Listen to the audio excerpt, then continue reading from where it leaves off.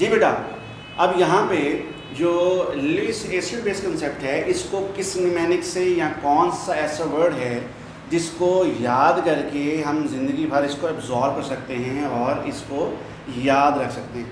तो बेटा इसके लिए एक बहुत बेहतरीन और बहुत आसान सा पंजाबी का एक सेंटेंस आप याद रखें, जिसे हम पंजाबी में कहते रहते हैं, और वो सेंटेंस क्या है, एला फड़। ठीक है, पंजाबी में कहते हैं ना एला फड़, किसी चीज़ को देना हो तो वो एला फड़। अब ये जो एला का वर्ड है ना, ये आपने याद रखना है, और इसके स्पेलिंग्स क्या हैं, E A L A एला। अब ये जो एल है ये क्या शो कर रहा है, देखें बेटे, E for electron pair, A for accept, वो चीज़ इलेक्ट्रॉन एक्सेप्ट करेगी। अब कौन सी चीज़ इलेक्ट्रॉन एक्सेप्ट करेगी, L फॉर लुईस और A फॉर एसिड। तो बेटे एला के अंदर जो EALA है बेसिकली वो क्या बता रहा है कि EALA बेसिकली इलेक्ट्रॉन एक्सेप्टर है, electron pair acceptor. Electron pair acceptor जो है वो क्या कराएगा आपके पास, लुईस एसिड कराएगा।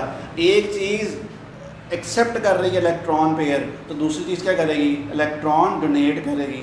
अब जो दूसरी चीज़ पीछे रह गई है वो अल्टीमेटली इलेक्ट्रॉन डोनेट करेगी, वो कौन सी चीज़ है आपके पास, वो लुईस बेस है। इसके ज़रिए से आप क्या कर सकते हैं, लुईस एसिड बेस कंसेप्ट को याद कर सकते हैं। अब आ जाए थोड़ी सी इसकी डिटेल के ऊपर। अब डिटेल में देखिए क्या है, इसको समझाने के लिए, लुईस एसिड बेस कंसेप्ट को समझाने के लिए एक छोटी सी एग्जांपल हमने यहाँ पे देखनी है। लेकिन एग्जाम्पल समझने से पहले आपको इसकी कंडीशंस समझ आनी चाहिए कि इसकी कंडीशंस क्या हैं, प्रीरेक्विजिट्स क्या हैं इसके।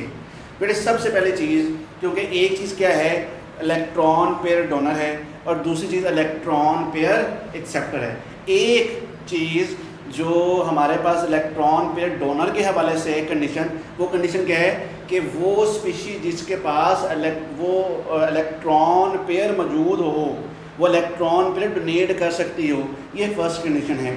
अगर किसी के पास इलेक्ट्रॉन पेयर ही मौजूद नहीं है, वो इलेक्ट्रॉन रिच ही नहीं है, तो वो इलेक्ट्रॉन पेयर डोनेट जो है वो नहीं कर सकती। सेकंड नंबर के ऊपर जो सेकंड कंडीशन है वो इलेक्ट्रॉन पेयर एक्सेप्टर के ऊपर आती है। वो कंडीशन कौन सी है कि भाई जिसके पास ये इलेक्ट्रॉन जाना है उसके पास ये स्पेस भी मौजूद होनी चाहिए, वो जगह होनी चाहिए जहाँ पे ये इलेक्ट्रॉन पेयर जो है वो आ सकते हैं। तो ये बेसिकली दो कंडीशंस हैं जो आप लोगों ने याद रखनी है। अब आ जाएं एग्जाम्पल के ऊपर कि इस एग्जाम्पल के ज़रिए से हम इसको समझते हैं। अब क्या एग्जाम्पल है, ये सेम वही एग्जाम्पल हम इस्तेमाल कर रहे हैं जो हमने कोऑर्डिनेट कोवलेंट बॉन्ड में यूज़ की थी। तो तकरीबन वही इक्वेशन जो है वो हम यहाँ पे हम यूज़ करते हैं। इसके लिए एक एग्जाम्पल हमारे पास एक मॉलिक्यूल है, दैट इज़ BF3। बेटे BF3 जो है बोरॉन ट्राईफ्लोराइड, और सेकंड नंबर पे जो एग्जाम्पल जो मॉलिक्यूल है हमारे पास वो बेटे अमोनिया है, NH3 है। अगर आप अमोनिया पे देखें तो अमोनिया के जो नाइट्रोजन है इसके ऊपर आपके पास एक लॉन पेयर मौजूद है। आपको ये चीज़ भी पता होनी चाहिए कि लॉन पेयर और बॉन्ड पेयर में फ़र्क क्या होता है। तो बेटे वो इलेक्ट्रॉन पेयर जो under the influence of one atom हो उसे हम कहते हैं लॉन पेयर। जैसा कि ये ब्लू कलर का आपको नज़र आ रहा है इलेक्ट्रॉन पेयर, ये सिर्फ नाइट्रोजन के असर के अंदर है। सेकंड नंबर के ऊपर ये जो आपको रेड कलर के लाइंस नज़र आ रही हैं, इसका मतलब ये है कि ये क्या हैं, ये पेयर ऑफ इलेक्ट्रॉन्स हैं। अब ये जो पेयर ऑफ इलेक्ट्रॉन्स हैं, इन पेयर ऑफ इलेक्ट्रॉन्स को हम कहते हैं बॉन्ड पेयर। ठीक है जी। अब बॉन्ड पेयर का काम क्या है, बॉन्ड पेयर बेसिकली एटम्स को जोड़ के रखता है, फोर्स ऑफ अट्रैक्शन है जो एटम्स को जोड़ के रखती है। सेकंड नंबर में हम ये भी इसकी डेफिनेशन लिख सकते हैं कि वो pair of electron which is under the influence of two atoms, जो दो एटम्स के इन्फ्लुएंस के अंदर होगा वो कौन सा पेयर होगा, वो बॉन्ड पेयर होगा। और वो पेयर जो under the influence of one atom होगा उसे हम LP लॉन पेयर कहते हैं। ठीक है, समझ आ गई बात। अब देखें हमारे पास जो अमोनिया है इसके पास ये लॉन पेयर मौजूद है, क्योंकि बॉन्ड पेयर तो डोनेट हो नहीं सकता, वो स्टिक है अपनी जगह के ऊपर। लेकिन लॉन पेयर ऐसा है जो क्या हो सकता है, नाइट्रोजन अपना लॉन पेयर डोनेट कर सकता है। तो बेटे यहाँ पे जो इलेक्ट्रॉन पेयर लॉन पेयर है इस अमोनिया के अंदर नाइट्रोजन के पास ये इलेक्ट्रॉन पेयर डोनर है। इसका मतलब ये हो गया कि अगर ये इलेक्ट्रॉन पेयर डोनर है तो दूसरा जो मॉलिक्यूल है वो क्या होगा, इलेक्ट्रॉन पेयर एक्सेप्टर होगा। पहली कंडीशन मैंने बताई थी आपको कि इसके पास जो इलेक्ट्रॉन पेयर डोनर है उसके पास इलेक्ट्रॉन का होना, इलेक्ट्रॉन पेयर का होना ज़रूरी है, जिसे हम लॉन पेयर कह रहे हैं। यहाँ वो पेयर भी हो सकता है, वो एटम्स भी हो सकते हैं जिनके ऊपर नेगेटिव चार्ज होता है, जो इलेक्ट्रॉन रिच होते हैं। इसके बाद बोरॉन ट्राईफ्लोराइड की अगर बात करें तो ये वो मॉलिक्यूल है जिसमें बोरॉन के पास वेकेंट स्पेस या वेकेंट ऑर्बिटल्स मौजूद होने चाहिए। ये चीज़ तो हमें अपेरेंटली नज़र आ रही है कि इसके पास इलेक्ट्रॉन है। इसमें अगर वो स्पेस है तो ये इलेक्ट्रॉन पेयर जो है वो एक्सेप्ट होगा। अगर इसमें स्पेस मौजूद नहीं है, वेकेंट ऑर्बिटल्स मौजूद नहीं है, तो बेटे ये इलेक्ट्रॉन पेयर एक्सेप्ट नहीं करेगा और ये हमारे पास लुईस एसिड कंसेप्ट जो है इसकी एग्जांपल नहीं बन पाएगी। अगर हम देखें बोरॉन को तो इसका एटॉमिक नंबर 5 होता है। इसके आखिरी शेल में अगर सिर्फ बोरॉन है तो 3 इलेक्ट्रॉन्स होते हैं। 3 इलेक्ट्रॉन्स बोरॉन के और 3 ही इलेक्ट्रॉन्स देखिए से बॉन्ड बनाए हुए हैं फ्लोरीन के साथ। अगर मैं आपको यहाँ पर प्रेजेंट करूँ बोरॉन के इलेक्ट्रॉन्स तो बेटे 3 इलेक्ट्रॉन बोरॉन के, इसको मैंने डॉट से शो कर दिया आपके सामने। अगर मैं फ्लोरीन के इलेक्ट्रॉन्स को शो करूँ बेटे तो देखिए क्रॉस के साइन से मैं शो कर रहा हूँ। अब मुझे आप सिर्फ एक चीज़ बताएं कि बोरॉन ट्राईफ्लोराइड के अंदर बोरॉन के आखिरी शेल में कितने इलेक्ट्रॉन मौजूद हैं? बेटे 6 इलेक्ट्रॉन्स मौजूद हैं। इसके बाद अगर 6 इलेक्ट्रॉन मौजूद हैं, इसका जो आखिरी शेल है वो शेल नंबर 2 है। बोरॉन का लास्ट शेल जिसमें ये इलेक्ट्रॉन फिल हो रहे हैं वो शेल नंबर 2। और आपको पता है शेल नंबर 2 के अंदर कितने इलेक्ट्रॉन्स आते हैं? आपके पास 8 इलेक्ट्रॉन्स की स्पेस मौजूद होती है। अब इसमें क्योंकि 8 इलेक्ट्रॉन की स्पेस मौजूद है, 6 इलेक्ट्रॉन आ चुके हैं, क्या आप कोई बच्चा मुझे बताएगा कि भाई इसके आखिरी शेल में और कितने इलेक्ट्रॉन्स आ सकते हैं? सोचें तो भाई आपको ईजिली पता लग जाएगा इसके अंदर मज़ीद 2 इलेक्ट्रॉन आने की जगह मौजूद है। तो ये वजह है यहाँ पे बोरॉन ट्राईफ्लोराइड जो है वो इलेक्ट्रॉन पेयर एक्सेप्टर है और यही वजह है ये इलेक्ट्रॉन पेयर डोनर है। इसको आप इस तरह से भी याद रख सकते हैं।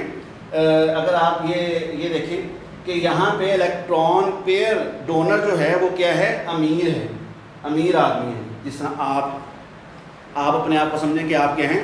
अमीर। समझना है बेटे, सिर्फ समझना है, समझें। अच्छा, इसके बाद ये जो आपके पास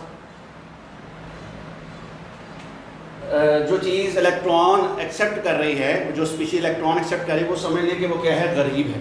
तो भाई अगर आपके पास पैसे होंगे तो आप क्योंकि अमीर हैं तो गरीब को क्या करेंगे? पैसे देंगे। इसी तरह इलेक्ट्रॉन पेयर जिसके पास है उसको आप कहें वो क्या है? अमीर। और भाई जिसके पास इलेक्ट्रॉन पेयर की डेफिशिएंसी है उसको आप कहें कि वो क्या है? गरीब। आप इस तरह से भी इसको याद कर सकते हैं। अब अमीर जो हैं, क्योंकि आप हैं, आप क्या हैं जी? आप अमीर हैं। तो बेटे एक बात याद रखनी है, आप ब्रॉन्स्टी लॉ कंसेप्ट के अंदर क्या चीज़ थी? बेस था कि एसिड था? तो बेटे ये बेस था।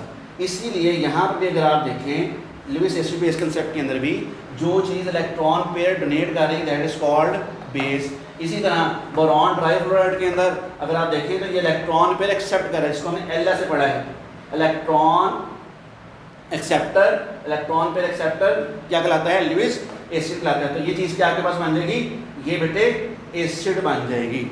समझ आ गई बेटे बात? अब जब ये एसिड बनेगी तो ये इलेक्ट्रॉन पेयर किसको शिफ्ट होगा बेटे? डबल ये एरो लगाना, कंप्लीट एरो, ठीक है जी। इसका इस एरो का मतलब क्या है? Pair of electron.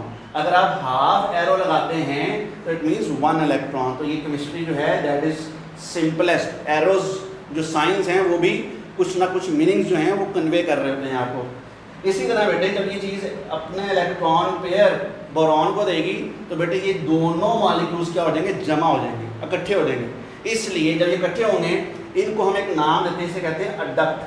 पहले हम वो बना लेते हैं और फिर मैं बताता हूँ कि ये क्या चीज़ है।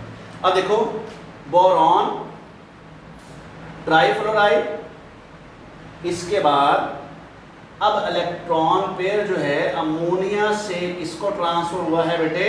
अमोनिया से ट्रांसफर हुआ है बेटे ये बोरॉन को, ठीक है जी।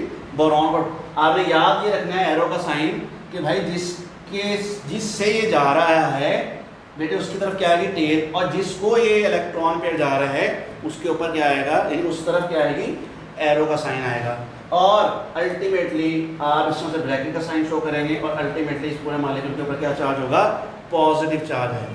अब देखें आप तो ये पूरे का पूरा ये जो बॉन्ड आपको ब्लू कलर नजर आ रहा है, that bond is basically coordinate covalent bond, ठीक है जी। अब ये दोनों मॉलिक्यूल जो हैं ये मिल के जमा हो गए यहाँ पे, इसलिए इसको कहते हैं अडक्ट। अच्छा अडक्ट जो है दो वर्ड्स से मिलकर बना हुआ है बेटे। पहला जो वर्ड है अडक्ट का निकला है बेटे एडिशन से, एडिशन के उसने पहले तीन लेटर जो हैं वो उसने यहाँ पे लिए। इसी तरह जो UCT है बेटे वो निकाला है उसने प्रोडक्ट से, यानी जो आपके पास प्रोडक्ट आ रहा है वो बेसिकली क्या कौन सा प्रोडक्ट है, एडिशन प्रोडक्ट है, ये UCT देखें ये UCT। तो बेसिकली जो आपके पास प्रोडक्ट है that is the combination of to reactants, तो यहाँ पे उसने आपके सामने लिख दिया। अब यहाँ पे एक और छोटी सी चीज़, छोटा सा पॉइंट आप देखिएगा। अब कन्फ्यूजन होती है बच्चे को कि भाई